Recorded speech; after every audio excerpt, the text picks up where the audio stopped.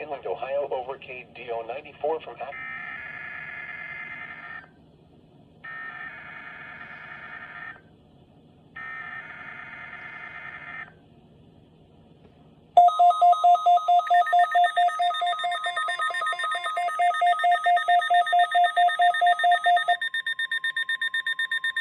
This is a test of the National Weather Service weather radio warning alarm for the KDO 94 listening area of northeast inland Ohio.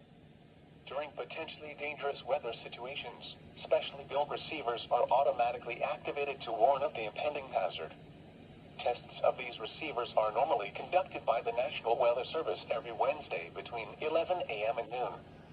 When there is a threat of, or existing severe weather, in the area, the test will be postponed until the following day. This ends the test of the NOAA weather radio warning alarm.